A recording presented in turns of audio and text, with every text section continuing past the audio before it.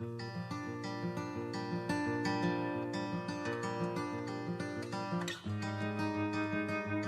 is October the 25th. What is really important? Let's find out together as we read 1 Kings 16 to 19.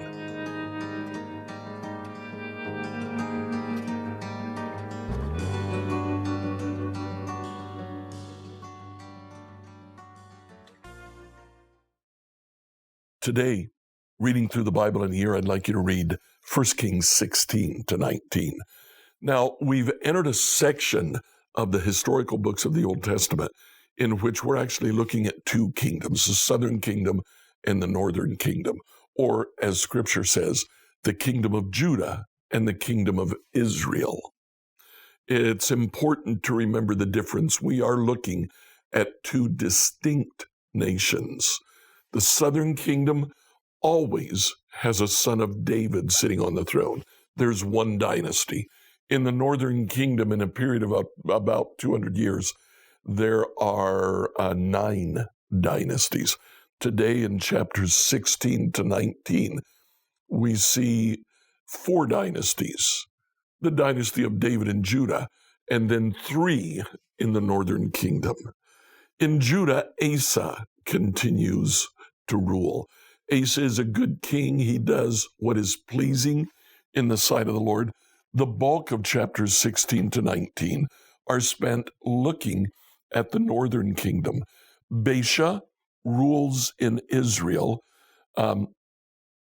He had a decent reign, 24 years.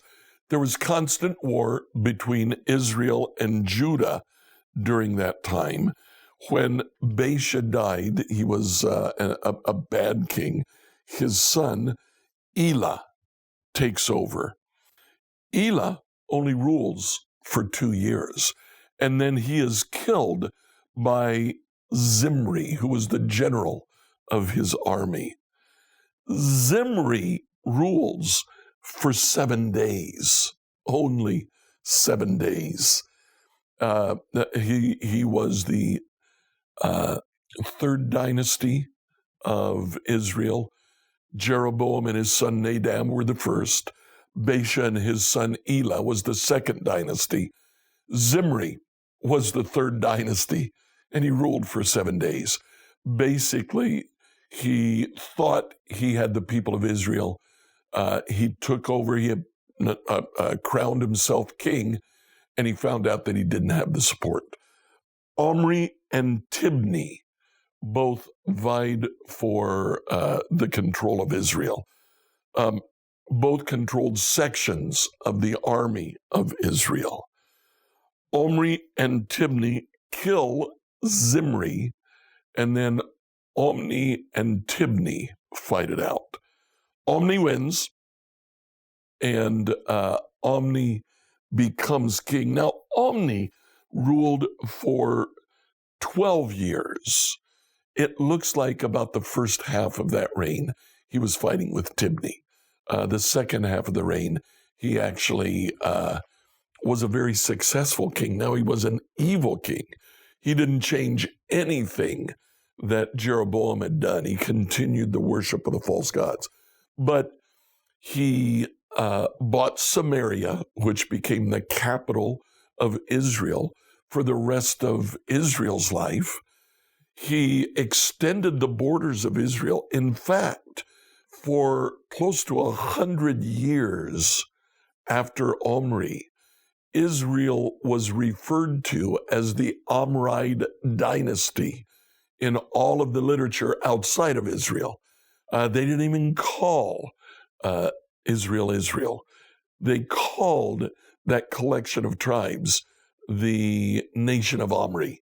Even after Omri's dynasty ended, he was, humanly speaking, a very successful king. Well, in 1625, we see what Scripture says about him. Omri did what was evil in the Lord's sight, plain and simple.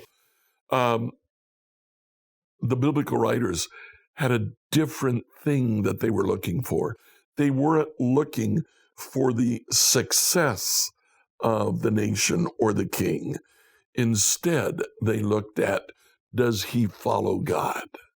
Now, near the end of this time, we have the story of Elijah the prophet. He's not the first prophet, but he is the most prominent prophet who comes. Chapter 18, the duel between the lone prophet of Jehovah and more than 450. There were 450 prophets of Baal and 300, I believe, 400 prophets of Asherah. So close to 1,000, at least 850 by count, prophets against one. And you read how the Lord answered Elijah's prayer. It's a beautiful story. He mocked the prophets. Chapter 19, Jezebel says, I'm going to kill him. Elijah runs. It's the story of Ahab. Now, Omri's dynasty lasts for a long time. Omri was a good king, humanly speaking, but that wasn't what's really important. What's really important is, did he follow God?